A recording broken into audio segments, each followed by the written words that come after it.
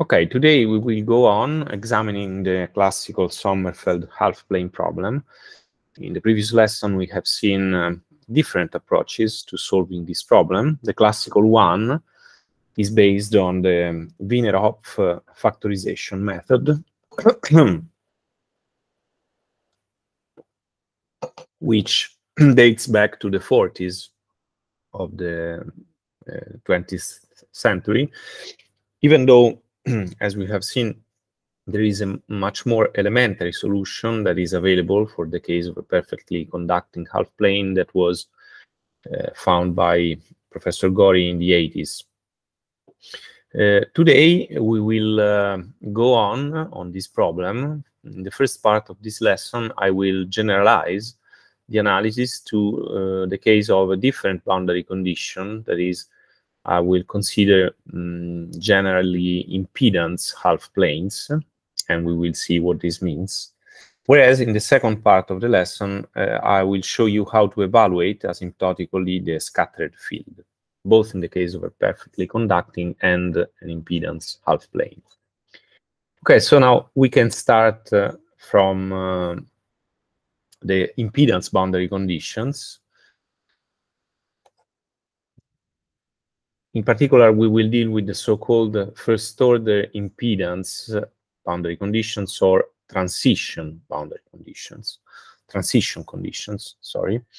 I'm sure you are familiar with these. The classical one is the so-called Leontovich boundary condition, which is also known as the standard impedance boundary condition, SIBC, which you can see here in the box. This relates the tangential component of the electric field to the tangential component of the magnetic field, and it can be written in different ways. Here is one possibility. We have n hat, which is the unit vector normal to the interface between two media. Here I'm assuming that the upper media is vacuum, whereas the lower medium is an isotropic medium with parameters epsilon and mu. N times E is equal to eta, this characteristic impedance of the lower medium, so the square root of the ratio between mu and epsilon, which multiplies n times h. This kind of boundary condition can be derived also in different ways. The essential physical fact behind its existence is the fact that the waves that propagate inside the lower medium basically propagate along the vertical direction, provided that the contrast in the electric and magnetic properties of the medium with respect to vacuum is high. This means that its refractive index, capital N, which is generally complex, since both mu and epsilon could be complex numbers, must be a complex number with a very large absolute value, as you can see here at the bottom. Under this assumption, one can show that for a general electromagnetic field excited in the vacuum, the transmitted field inside the lower half space will be made of a plane wave spectrum essentially constituted by waves, almost uniform plane waves that propagate along the normal inside the medium. And therefore, the link between the tangential electric and magnetic fields is the same link that would hold for a uniform plane wave propagating in the lower medium, which is exactly what is written here in the box. Now, this is a boundary condition in the sense that once you have enforced this condition, you can disregard completely what happens inside the lower medium, and you can address your electromagnetic problem in the upper half space only. Sorry, let me admit also. Okay, buongiorno Carlo. And let me also enlarge the view. Okay, so this is a termination boundary condition. That is, it holds on the boundary of the computational domain, which in this case is the upper half space. But it is also possible to speak of transition conditions, and to introduce these, which are maybe less well known, let us consider a thin layer of a medium which is assumed to be highly conducting and also without magnetic properties.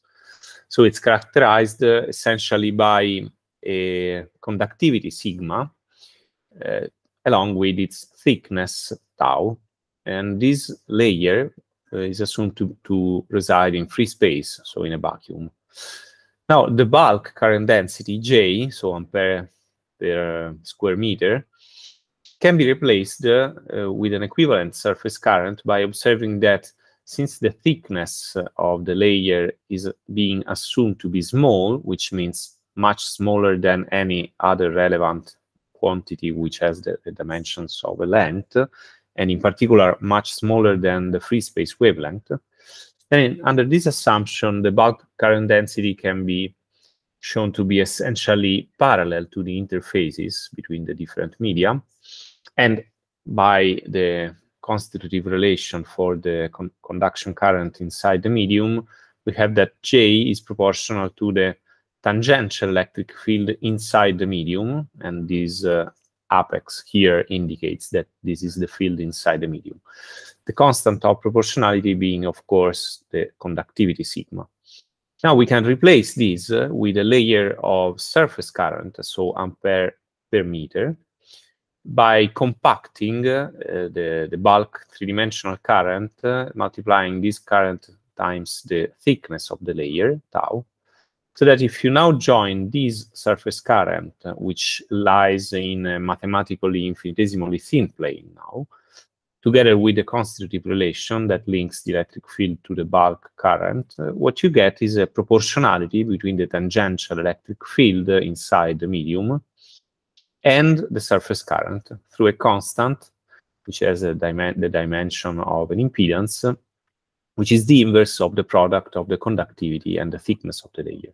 Considering that the tangential electric field is continuous across the sheet, because the sheet supports an electric current, so this does not introduce any discontinuity in the tangential electric field, then we may write this relation between the tangential electric field and the surface current as a transition condition, that is a condition that relates the field, which is non-zero on the two sides of the layer. And in particular, here in the box, you can see this condition written in an alternative form as n hat times n hat times E, the electric field, so that this left-hand side is minus the tangential component of the electric field, and the right-hand side is RE times the surface current density, where RE is a quantity which has the dimensions of impedances, and it's the inverse of sigma times tau.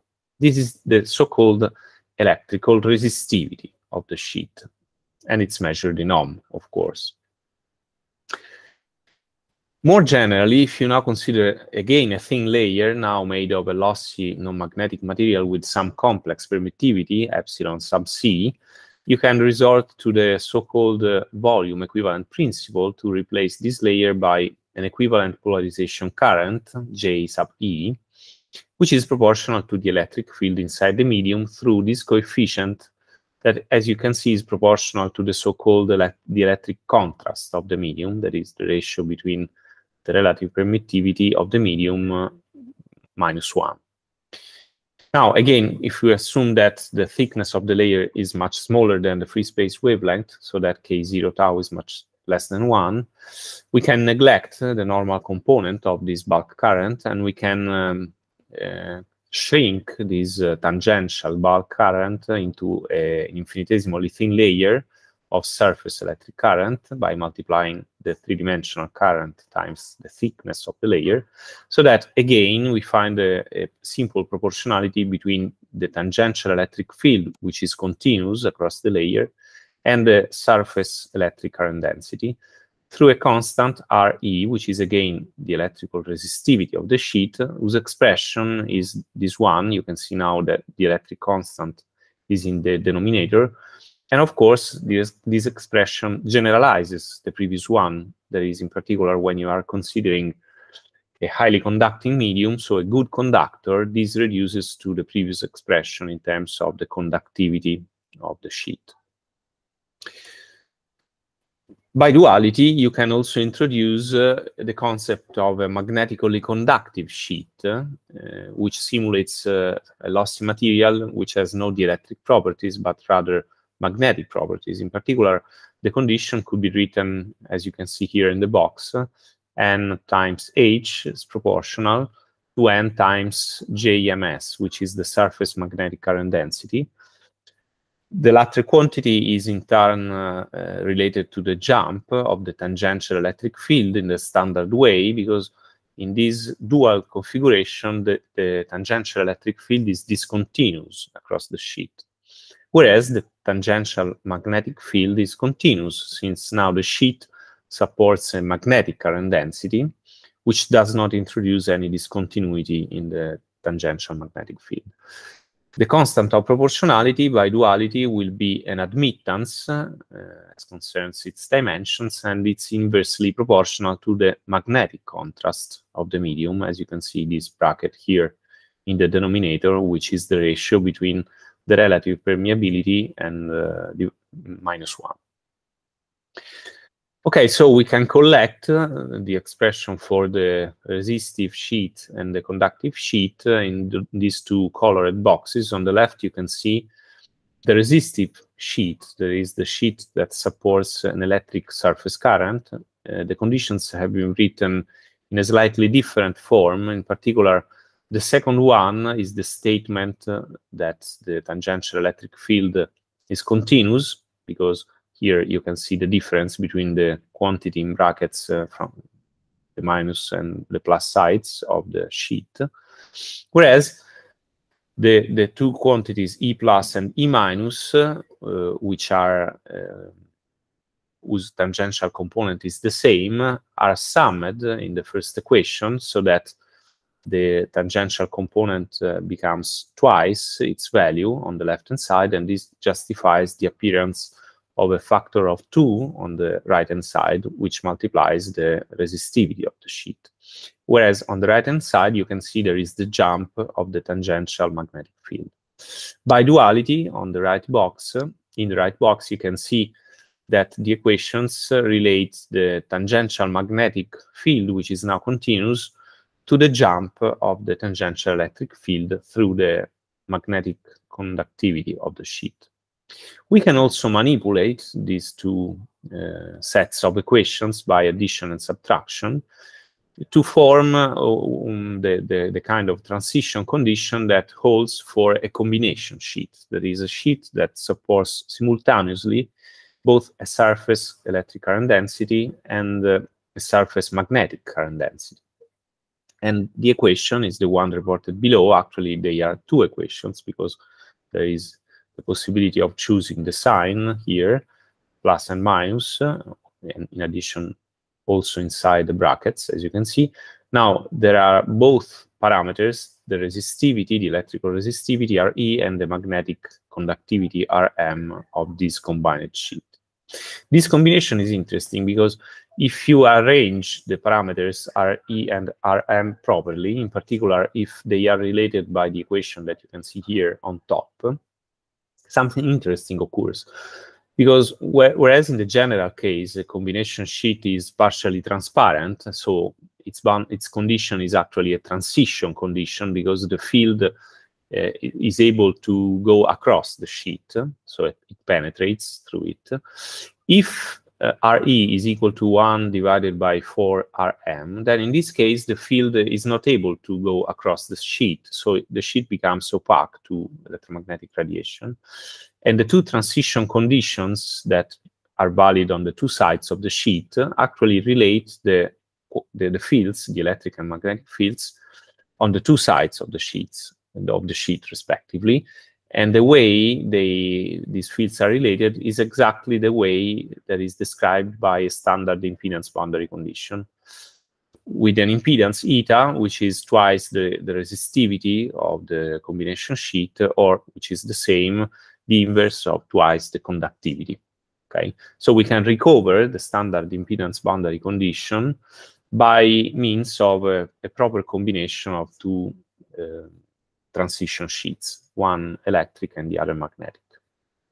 Okay, so this is to justify and to explain what we mean when we speak about resistive half plane. And in particular, here we will address the problem of Sommerfeld, that is the incidence of a plane wave upon a resistive sheet. So this is the configuration, which is the same we considered in the previous lesson. So we have a half plane which lies in the half plane of the xz plane, where x is positive. xy is the transverse plane with respect to the rim of this half plane. We have the usual Cartesian and polar coordinates, and phi 0 is the direction of incidence of this uniform plane wave, which we will assume to be Tm polarized, so with its electric field parallel to the edge of the half plane and therefore directed along z. Now, the boundary conditions satisfied by this half plane are those I explained before. Since this is a resistive half plane with an electrical resistivity Re, we have that the tangential electric field is related linearly to the jump of the tangential magnetic field. And in this particular problem, the electric field is directed entirely along z, and so also the current density, the electric current density on the sheet will be z-directed. And therefore, the jump occurs in the x component of the magnetic field, and here you can see the proportionality is through minus Re. Whereas the electric field Ez is continuous across the sheet, and this is what the second equation tells us. Those boundary conditions hold on the plane y equals 0, and in particular in the half plane where x is positive. Okay, we will proceed exactly as in the perfectly conducting case by introducing the angular spectrum of the fields, in particular this spectral quantity, P sub E, which is the spectrum of the electric field, Ez. In particular, it's the spectrum of the scattered electric field. We have the usual integral along the integration path C that we described in the previous lesson. I have factored out explicitly the amplitude, the complex amplitude of the incident plane wave for convenience. And you can see here there is a double sign inside the argument of the cosine function in the exponent of the exponential, because we have the possibility of describing the field in the two half spaces above and below the half plane, the resistive half plane. Something similar for the magnetic field. However, the magnetic field has an odd symmetry with respect to the plane y equals 0. So here we have a plus minus sign in front of the expression for the magnetic field. And note also that inside the integral now we have in addition a sine alpha factor that was not present in the electric field. If you prefer, you can also write those angular spectra in terms of a normalized wave number, lambda, which is kx divided by k0. And if you do so, then the electric field is expressed by a standard inverse Fourier transform. So the integral is now along the real axis. And now you can see the appearance of the denominator, in which there is a square root of 1 minus lambda squared, which is absent in the expression of the magnetic field. Okay, starting from this representation for the fields, we may enforce the boundary conditions on the resistive sheet. In particular, on the resistive sheet, we have the transition condition that contains the resistivity of the sheet, and this holds when x is a positive number. And by proceeding as in the previous lesson, what we have is that the integral that you can see here on the left-hand side in the box must be equal and opposite to the exponential that describes the variation of the incident plane wave with respect to x. And this contains the parameter lambda 0, which is what we have called the optical pole in the previous lesson, which is related to phi 0, the incident angle, since it is the cosine of the incident angle. If you consider also what happens to the scattered magnetic field, we observed that this is 0 when we are on the plane y equals 0, where there is no half sheet, so when x is negative. And this can be translated into another equation, which is now homogeneous, and that you can see in the lower box in this slide. So again, we have a pair of integral equations that hold on complementary domains. The first one holds on the positive half plane in the xz plane, whereas the second one holds in the negative half plane. And they have different kernels, but they share the same unknown, which is the spectral function p sub e of lambda. So this constitutes a system of dual integral equations, and we will solve those integral equations by means of the Wiener-Hopf technique, as we did in the previous lesson. So in particular, the second integral equation, the homogeneous one, is equivalent to the statement that the spectral function p sub e is analytic in the upper half plane of the lambda complex plane. So it's an upper function, and for this reason, we will indicate this by renaming it, and we will introduce the symbol capital U. So U of lambda is an upper function. Whereas the first equation can be satisfied provided that the integrand that you can see here on the left-hand side in the box has a pole at the optical pole minus lambda 0. In addition, as we described in the previous lesson, there are some free functions that are analytic in the lower half plane and therefore are lower functions, and for this reason they are indicated with the letter L. In particular, we have L1 here in the numerator and L2 as a second addend on the right-hand side. This is a functional equation. The unknowns are U, L1, and L2.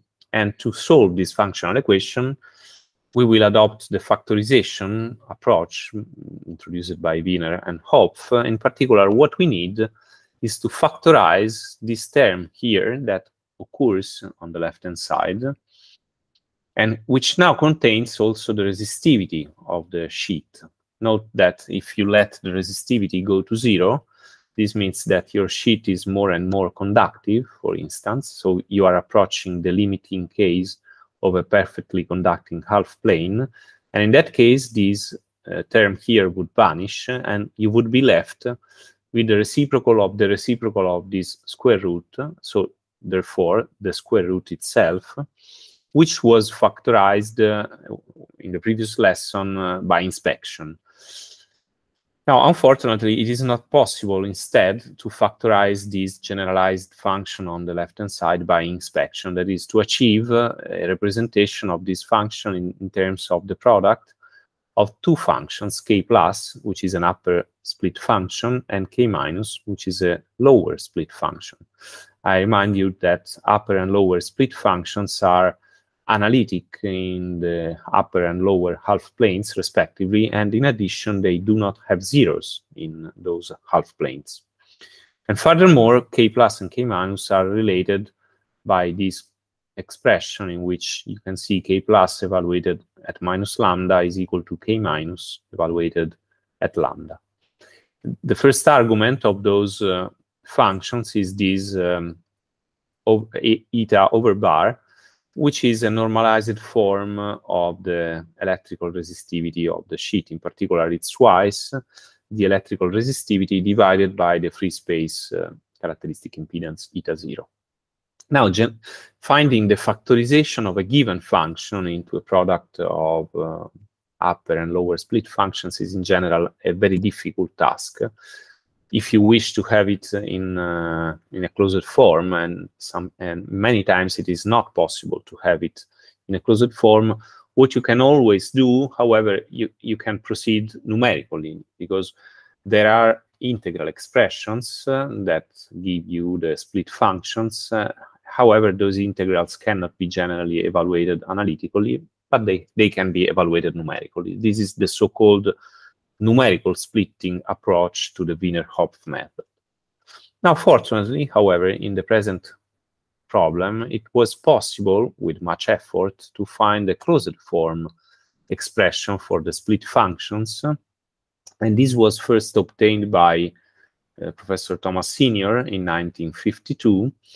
in his historical paper, which was later rewritten in terms of a special function, the so-called Maljuginets function that was introduced by this Soviet scientist for treating diffraction by a general impedance wedge. And since this function was simpler than the first formulation introduced by Senior, he rewrote his factorization in terms of this function. And this is what is reported in this slide, where you can see there is a quite complicated expression where the split function k plus that depends on eta over bar and cosine of alpha is represented on the right-hand side as the product of different terms. The simplest one is this sine function with argument alpha divided by 2. Then there is the square of these curly brackets, which contain a ratio of Maljuginets functions, those psi functions, with the subscript pi, which indicates that those are Maljuginets functions for the half-plane problem, and with an argument that depends on alpha, as well as on theta, which is a parameter related to eta over bar, as I will show you in a moment. Furthermore, there is this further term on the second row, which is the reciprocal of the curly bracket, and this contains the product of two square brackets, which in turn contain trigonometric functions with different arguments, again containing alpha and theta.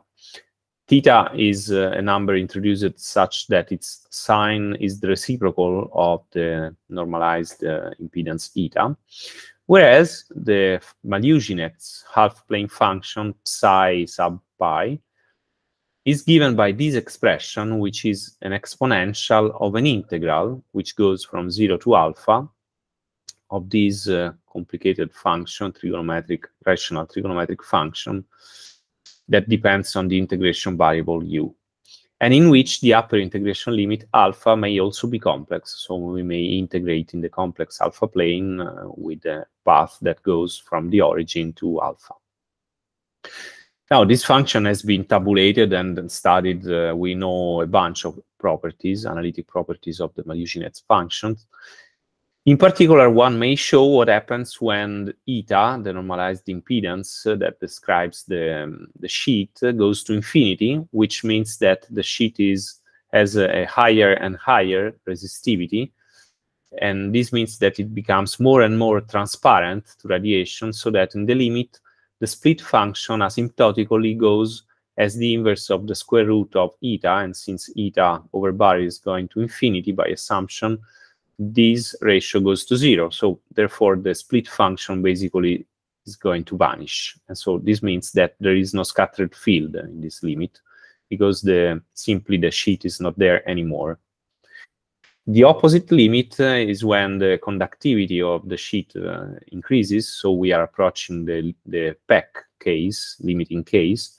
So in this case, the impedance, the normalized impedance, goes to 0, and it can be shown that, as we would expect, the split function k plus tends asymptotically to the split function that we obtained by inspection in the previous lesson. So the simple square root of 1 minus lambda, which can also be written as square root of 2 times the sine of alpha divided by 2, which is the case of a perfectly conducting sheet. Okay, so once we have the splitting of the functions that appear in the functional equation, we can proceed as in the previous lesson. That is, we leave the upper functions on the left-hand side of the functional equation, and we bring the lower functions, k minus in particular, on the right-hand side. However, on the right-hand side, there is the optical pole at minus lambda 0, which makes the right-hand side non-analytic in the entire lower half plane of the lambda complex plane. So we subtract the right quantity from both the left and right-hand sides, so that the pole now is transferred on the left-hand side, whereas it is not present anymore on the right-hand side. That is because if you evaluate the residue at the optical pole at the right-hand side, you will discover that this quantity in square brackets goes to 0, and therefore the residue is equal to 0.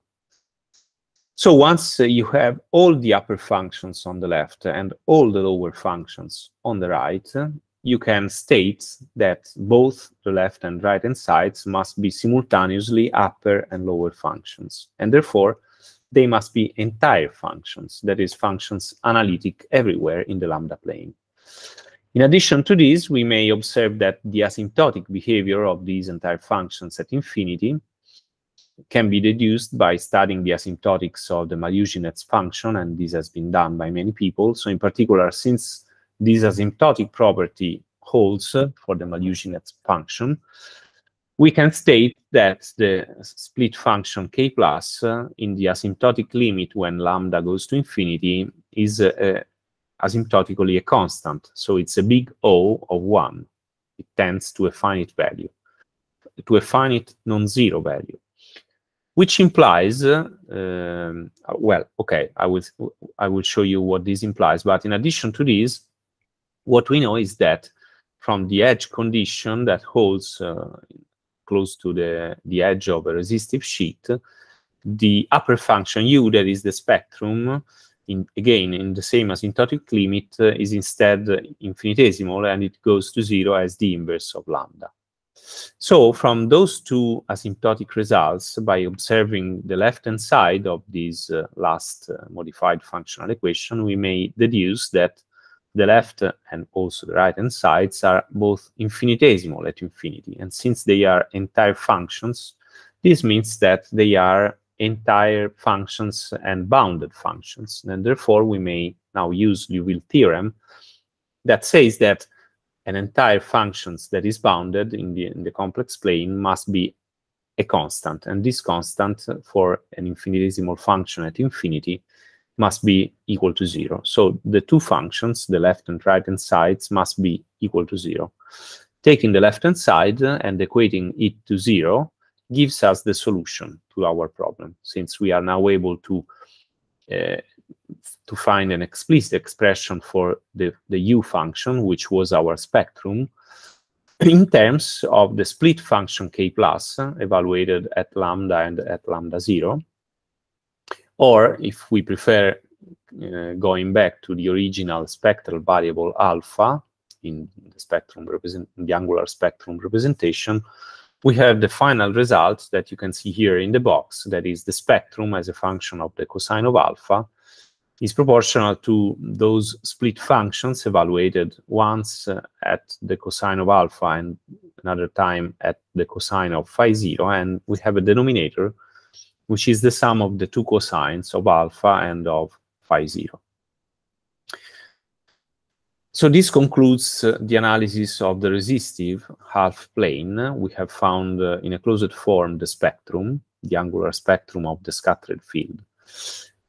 We may do something very similar for the case of a conductive half plane. The case of a conductive half plane is the case of a half plane that supports a magnetic current density rather than an electric current density. So if, again, we have an incident plane wave which is Tm polarized, as in the previous problem, what we have is that now the tangential electric field, which is directed along z, will be discontinuous across the conductive half plane. So you can see here a plus-minus sign in front of its angular spectrum representation.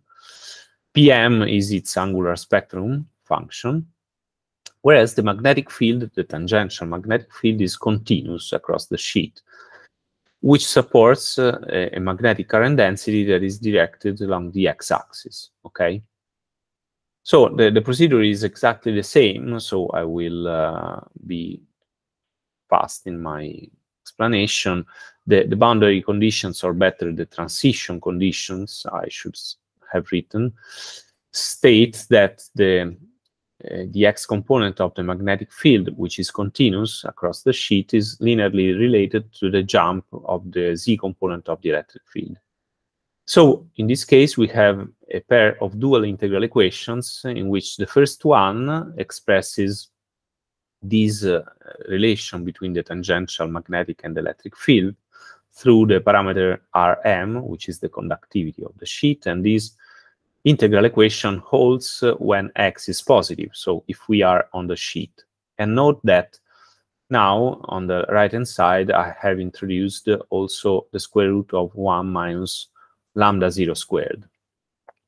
Whereas from the condition about the electric field, on the remaining portion of the plane y equals 0, we get a homogeneous integral equation, which is the second one.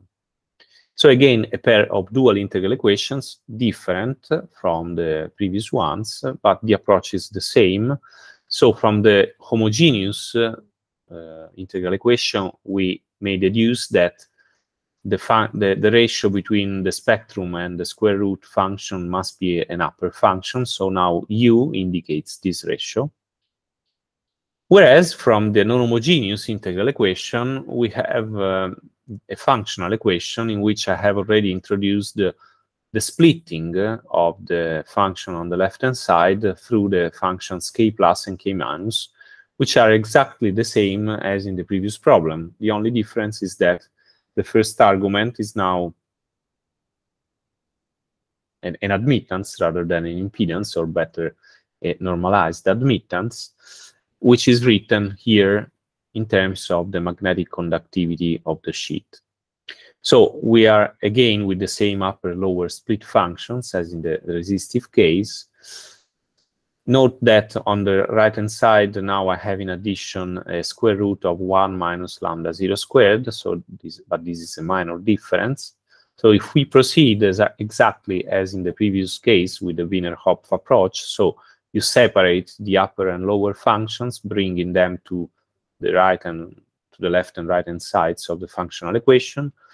And if you study the behavior at infinity in order to be able to use Liouville theorem, finally, you will be able to find the upper function u, which is proportional to the split functions and also to these square roots. And the final result for the spectrum is the one that is written here in the box below. This is a little more complicated than in the resistive case, because now in addition to the split functions in the numerator, we would have also these square root functions, which involve both alpha and the incident angle phi 0.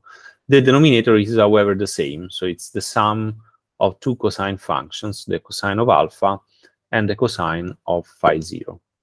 So we have been able to solve both the resistive half-plane case and the magnetically conductive half-plane case. And as we observed before, if we are able to solve for resistive and conductive planes or transition conditions by making the right combination of those two cases, in particular by assuming that the resistivity and the conductivity are related, as you can see here on top of this slide, then what you get is a standard impedance boundary condition on the two sides of the sheet, in this case of the half sheet.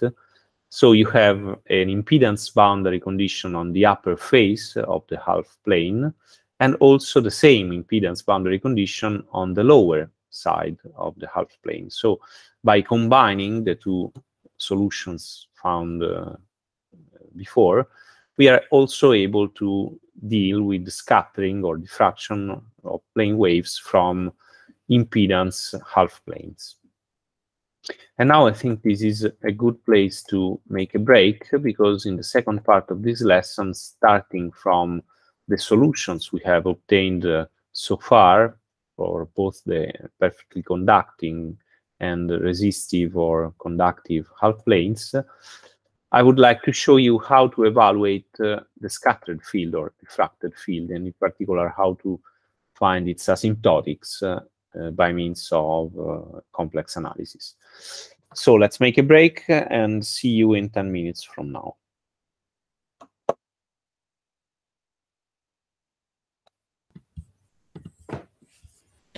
Scusa Paolo, Sì. Ma avevi fatto qualche aggiunta nelle slides qui rispetto a quelle precedenti? Allora, qui mi sono solo accorto che c'era un typo, che adesso ti dico, però è più avanti, un typo in questa equazione qua. Nella slide 38 era saltato il k del k0 che vedi in questo denominatore sotto radice. Altre modifiche non ne ho fatte. No, ma quest'ultima in cui ci sono le standard boundary condition c'era No, quella c'era l'altro anno, sì, sì. Ok, va bene. Qua è tutto uguale. A dopo, Ok, grazie. a dopo.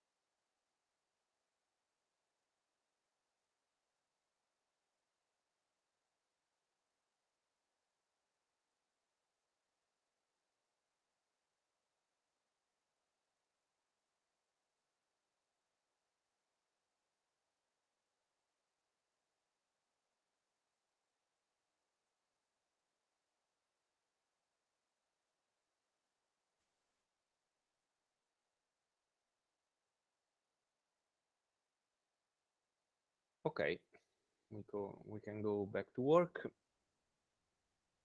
Let us now say something about the evaluation of the diffracted field. Let me first enlarge a little bit. Okay, we will start with our solution for the case of a perfectly conducting half plane. That is the solution that would hold for a resistive half plane in the case where the resistivity of the sheet is equal to 0. That is the solution that we found in the previous lesson. This is the scattered electric field with its spectral representation in terms of the spectrum function P sub E, which is reported here below. And in particular, the first expression is the one we derived in the previous lesson. This expression can be manipulated by simple trigonometric relations. In particular, it can be written as the ratio of the product of two sine functions with argument alpha over 2 or phi 0 over 2 and the sum of the two cosine functions.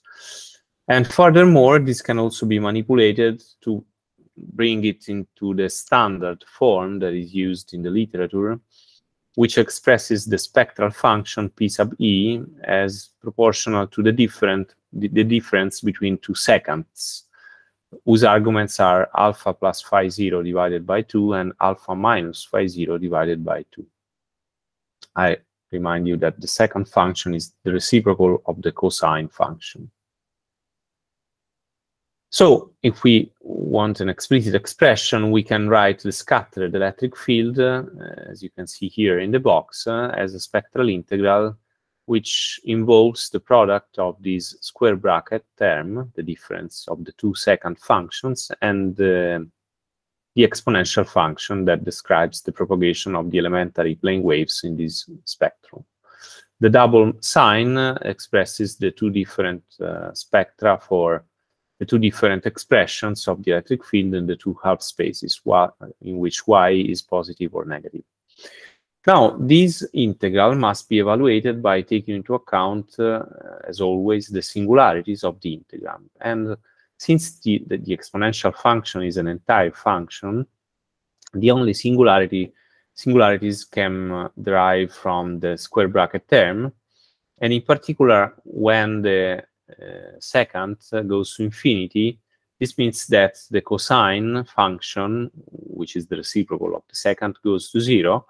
And for the cosine to be equal to 0, then the argument of the second must be equal to pi over 2 or minus pi over 2, which means that we have a pair of poles. The first one originates from the second function, alpha p1, and that's equal to pi minus phi 0.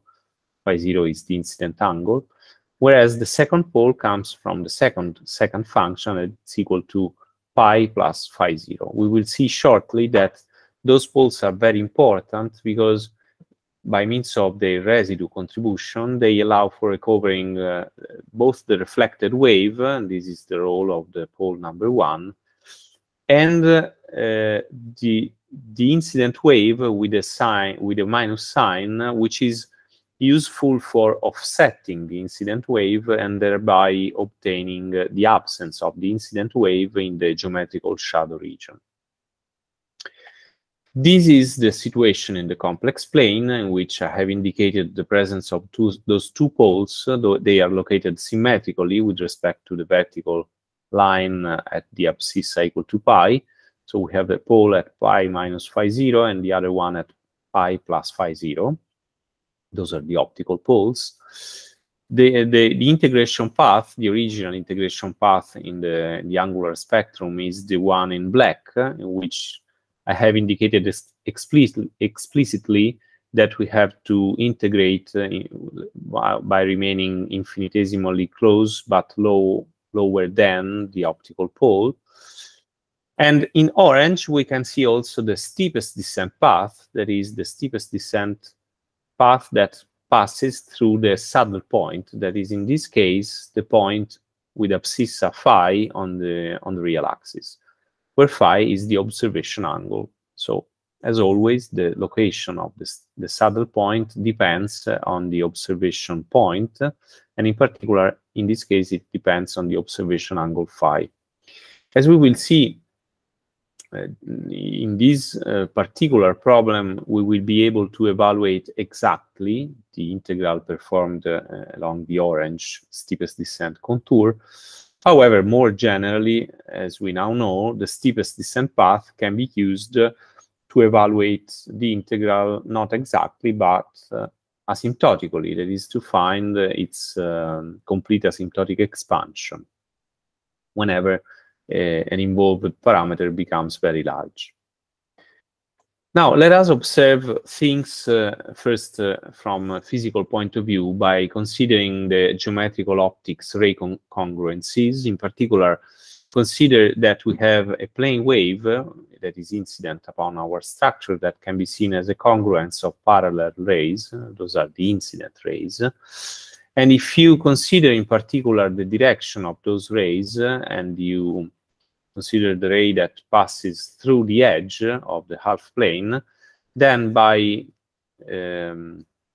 continuing the ray beyond the half plane, you can have this dashed blue line, which defines the boundary between the illuminated portion of space above the dashed line and the shadow portion of space below it. Furthermore, each ray that goes onto and strikes the half plane will also be reflected from a geometrical optic point of view. And so therefore, we have a second ray congruence which exists, however, only above this green dashed line, which is the so-called reflection boundary, because it's the boundary between the region where we have reflected rays above it and where we do not have reflected rays below it. Note that the incident angle defines the angular location of both the shadow boundary and the reflection boundary by means of the geometrical optics laws. Okay, so we can distinguish what happens, for example, to the incident rays, though they exist only above the shadow boundary for those rays. What happens to the reflected rays? They exist only above the reflection boundary, which is the shadow boundary for the reflected rays. And finally, we can distinguish different regions in space. In particular, if the angle phi, the observation angle, is between 0 and pi minus phi 0, so we are inside this shaded area here, inside this region we have both the incident rays and the reflected rays. So we have two ray congruencies. Whereas in the region between the two boundaries, we have only incident rays, so a single congruence. And finally, below the shadow boundary, we have neither incident nor reflected rays. So it's the geometrical shadow. So from a geometrical optics point of view, here we would have a zero electromagnetic field, which is, of course, not exactly true because we have diffraction. So there will be a non-zero field, as we will see in a moment.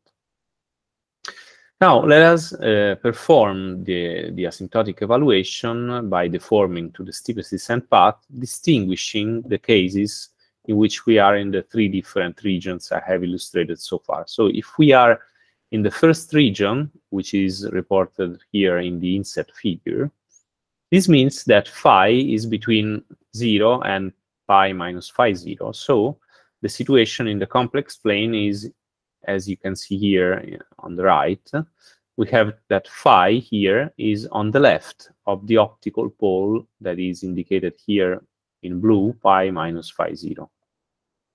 So if we deform the original integration path, which is black, to the new steepest descent path, which is orange, we sweep across the shaded areas in the complex plane, and in particular we sweep across the optical pole at pi minus phi 0.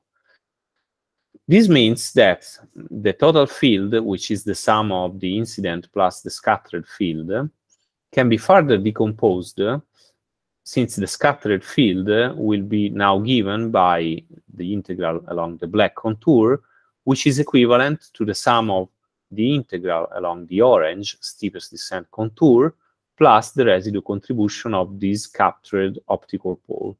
Those two parts of the scattered field are indicated with different colors in the lower box. In red, we have the saddle point contribution, which is by definition the diffracted wave. Whereas in blue, we have the residue contribution of the pole, which is located at pi minus phi 0.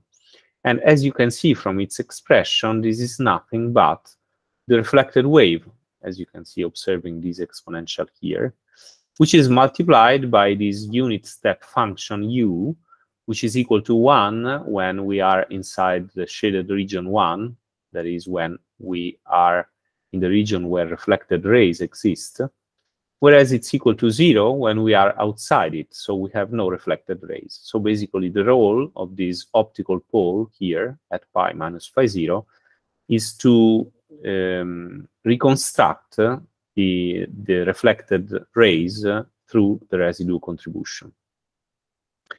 If we now increase phi beyond the reflection boundary, then the situation in the complex plane is, as you can see here on the right. Now phi is on the right of the optical pole at pi minus phi 0. However, if we are assuming to be in the region number 2, this phi saddle point will be still on the left of the other optical pole, which is at pi plus phi 0. So we are inside this angular region shaded here in the inset figure. So now, when we deform the contour from the original black one to the new orange steepest descent path, we do not sweep across any optical pole. So the scattered field is given by the integral along the steepest descent path only, which is the diffracted wave. So inside this angular region, we have only the incident field plus the diffracted wave. And finally, if we further increase the observation angle beyond the shadow boundary, so we are in this region in the inset figure, we are now on the right of the second optical pole, which is indicated here in green in the complex plane. So as you can see, the saddle point at phi is on the right of this pole. So now it's the green pole that is swept across when you deform the integration path from the black one to the orange one. And so now the scattered field is the sum of the diffracted wave, which is again the contribution of the saddle point, plus the residue contribution of the green pole. And now the explicit expression tells us that this is exactly equal and opposite to the incident field, as you can see from the minus sign in front of the green expression. And again, we have a unit step function, which is equal to 1 if we are working inside the shaded region here, but it's equal to 0 if we are outside this shaded region. So basically what happens is that the green term inside the scattered field offsets the incident field, which is inside this upper box, since the sum of the incident field plus the green residue contribution is equal to 0. Which means that we have no incident field inside the shadow region. And inside the shadow region, what remains is only the red contribution. So we have only the diffracted wave, which by definition is something that cannot be described by geometrical optics alone. So geometrical optics is related to poles, whereas diffraction is related to the saddle point in this problem. Now, let us evaluate asymptotically the field, the scattered field. The first approach is the basic saddle point evaluation of an integral. And this is the so-called non-uniform evaluation of the scattered field. We will see in a moment what this means. The explicit expression is reported here. We have a dependence on rho, which is what we would expect from a cylindrical wave. So it's e2 minus j k0 rho divided by the square root of rho. This means physically that the diffracted wave in the asymptotic limit behaves as a cylindrical wave that would be originated by a line source located exactly at the edge of the half plane. Okay, so the edge, which is our geometrical discontinuity, acts as if it were a source of waves from the point of view of the diffracted field. However, this cylindrical wave is not uniform angularly because its angular dependence is related to the spectrum P sub E evaluated at the cosine of phi. And so we can write the total scattered field asymptotically, that is far from the edge, as the product of the cylindrical wave in blue times a modulation factor, which is by definition a diffraction coefficient that is dependent both on the observation angle phi and the incident angle phi 0. And its explicit expression is reported below, and it's nothing but the expression of the spectral function that occurs inside the integral. So basically, it's proportional to the difference of the two second functions. Now, this result is fine. However, it suffers from some drawbacks. The first one is that the representation of the total field that we have by summing the incident field and this diffracted field would be discontinuous across both the reflection and the shadow boundaries, because when you cross those boundaries, you would lose or gain some residue contribution, because you would have an optical pulse that is now captured or is not captured anymore. And so this introduces a discontinuity. Furthermore, and more important, for any given finite value of the distance from the edge, so for any rho, the accuracy of this asymptotic expansion would decrease as you approach angularly the reflection boundary or the shadow boundary. Because if you approach those boundaries, you could see that the non-uniform diffraction coefficient would go to infinity. Because in this case, there would be a pole close to the saddle point. And when you have a pole close to the saddle point, then the radius of convergence of the Taylor series that is used to derive the asymptotic representation, as we showed when discussing the saddle point method, would shrink to 0. And if the radius of convergence is going to 0, then basically the accuracy of the asymptotic expansion decreases. That is, the asymptotic expansion is accurate for distances that increase more and more. So you should go extremely far from your structure to recover some acceptable accuracy. So this is, of course, a drawback, which can be solved by performing a different procedure, the so-called uniform asymptotic evaluation of the steepest descent path integral. This asymptotic evaluation explicitly takes into account the presence of the poles, which could come arbitrarily close to the saddle point.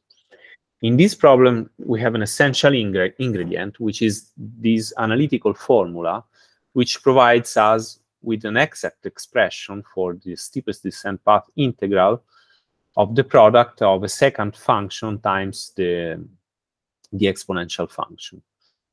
So the steepest descent path depends on the observation angle phi, as we saw, and the closed form expression for this integral involves a special function, f sub c, where c stands for Lemau, which is related to the Fresnel integral, to the modified Fresnel integral, or also to the complementary error function, if you prefer, and it is reported here at the bottom. As you can see, there is a double sign inside both outside and inside the argument of this function, this Lemau transition function, which distinguishes the two sides of the boundary we are approaching, in particular if the pole is located on the left or on the right of the saddle point phi. Because this makes a difference. In particular, this is a discontinuous integral because the values it assumes on the two sides are different. So if you use this formula, we can obtain an explicit expression for the total field, sum of the incident and scattered field, where you can see here the closed form evaluation of the steepest descent path integral in terms of this Lemau transition function, plus the residue contribution of the optical poles. So the first contribution produces the reflected wave, and the second contribution produces the incident wave. Both the residue contributions contain a unit step function, which is therefore discontinuous at the relevant shadow boundary. However, this discontinuity is exactly compensated by an equal and opposite discontinuity, which comes from the Clemau transition functions, which are discontinuous. So, all in all, the total field remains continuous everywhere, also across the boundaries, the shadow boundaries, as it must, because the field by itself has no discontinuities anywhere.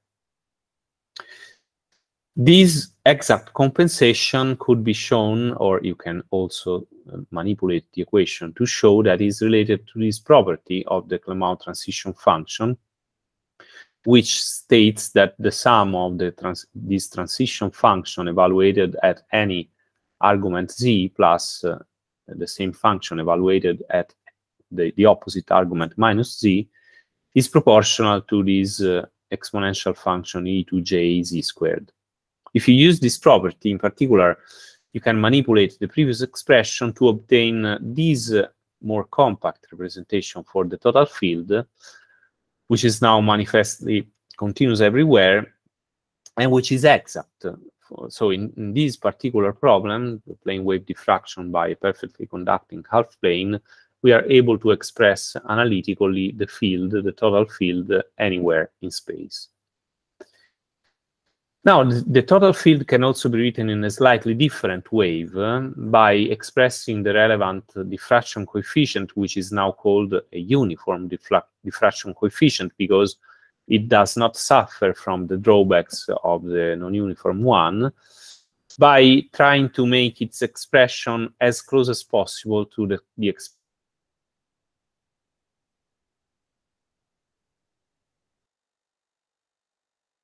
to you again. In the non-uniform case, you can see here at the bottom that the non-uniform diffraction coefficient is proportional to the difference of these two second functions. Now, if you manipulate a little bit the uniform diffraction coefficient, you will find that it can be cast in a form that is very similar, that is the difference of two second functions, the same two second functions. However, those functions are modulated by this new special function, the so-called Kuyum-Jan and Patak transition function, f sub kp, with this argument here, which is related to the Clemau transition function, as you can see here at the bottom, and whose role is quite clear physically. This is a transition function which is equal to 1, where you are very far from the boundary, the shadow boundary inside the illuminated region, whereas it is equal to 0 if you go very far from the shadow boundary inside the shadow region, as you can see here, where I have reported both the phase and magnitude of the Kuyum-Jan and Patak transition function as a function of its argument. If you observe the magnitude in particular, which is this increasing curve, you can see that when the argument tends to be very small, this magnitude tends to 0, whereas if the argument becomes very large, then the argument tends to be equal to 1. So this is the function that describes the penumbra, so the continuous transition between light and shadow, which would be an abrupt transition in a geometrical optic description of the phenomenon, whereas in practice it is not a discontinuity, but it's rather a continuous transition that occurs inside a transition region in space. So this is the situation. Generally, the field, the total field, is described as the sum of a geometrical optics field, which is in turn the sum of an incident field, here in cyan, which exists only above the relevant shadow boundary, plus a reflected field that exists only inside the relevant reflection boundary, plus the diffraction field that compensates for any discontinuity in the geometrical optics field to restore the overall continuity. So the diffracted field can be written in terms of this Kuyum-Jan and Patak transition function, and the uniform diffraction coefficient can also be introduced to express the only diffracted portion of the field. So now we are using a diffraction coefficient to describe the diffracted field only, rather than the total field. It turns out that it can also be described in terms of the same transition function by Kuyum, Jan, and Pathak, however, with a different argument, a slightly different argument. So this completes the asymptotic evaluation for the case of a perfectly conducting half plane. We have done it both in a non-uniform and in a uniform fashion. If we now consider a general resistive half plane with a non-zero resistivity, then the situation is a bit more complicated, because now the starting point, that is the representation of the scattered field in terms of a spectral integral, involves an integrand that is more complicated. In particular, in addition to the previous integrand, that is the difference of the two second functions, we have this blue term here that contains the split functions, the split function k plus that we found by means of the Wiener-Hopf approach, in addition to this denominator that you can see there. Of course, this blue term would reduce to a simple constant equal to 1/2 in the perfectly conducting case. Now, unfortunately, when you introduce this blue term, you are not able anymore to evaluate the steepest descent path integral in a closed analytical form. So we cannot find an exact expression for the scattered field, but rather we have to be content with an asymptotic evaluation of this scattered field. So we will follow an asymptotic approach by using, again, the saddle point method. This can be done in two different ways if we wish the approach to be uniform, that is, to take explicitly into account all the relevant pole singularities.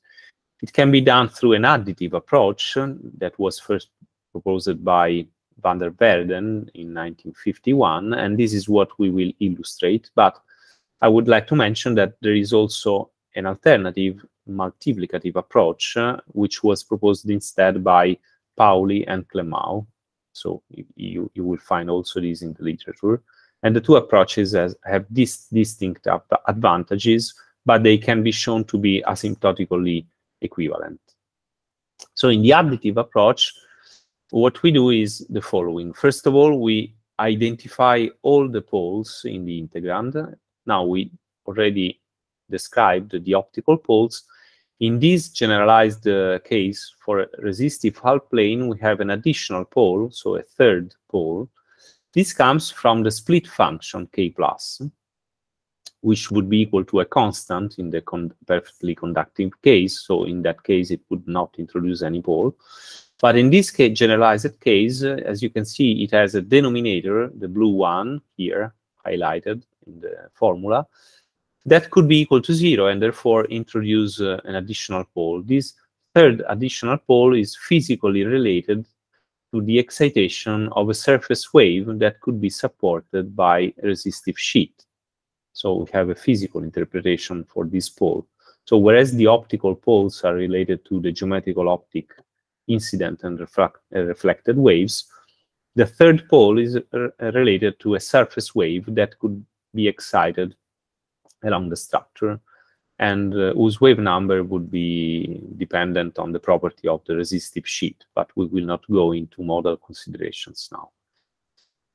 Now, consider, for instance, what happens in the upper half space. The additive procedure introduced by van der Waerden consists in taking the original complicated integrand, that is now written compactly as Q of alpha, and first subtracting from the integrand something that contains the very same singularities. So in this case, we are subtracting these 3 second functions, each of which introduces one of the 3 poles. So we have to make a linear combination of these second functions with the right coefficients, these Q tilde coefficients that are reported here at the bottom. But if you subtract from the original integrand something, then you have to re-add it back in order to leave the value of the integral unchanged. And this can be this has been done in the second line of this equation, where now you can see that we have brought outside the integral the coefficients of the linear combination, and what we have is integrals of second functions times exponential functions. So what's the point of doing this? The point is that now, by using the right coefficients in the linear combination, we are able to effectively remove the poles from the first integral. So the first integral is now regular, whereas the poles are contained entirely in the integrals, in the three integrals that occur in the second line of this equation. However, those integrals are much simpler because they contain only second functions, and as we saw before, they can be evaluated in a closed form.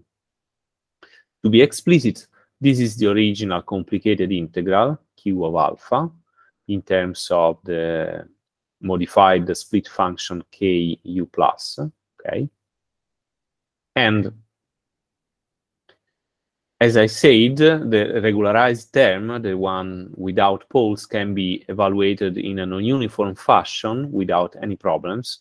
So we have this portion of the diffracted field, which comes from the regularized integral, which can be expressed in terms of a non-uniform diffraction coefficient, which is reported here below. It's, of course, more complicated than the one that would occur in the perfectly conducting case, which is the first term here, because now we have this additional factor.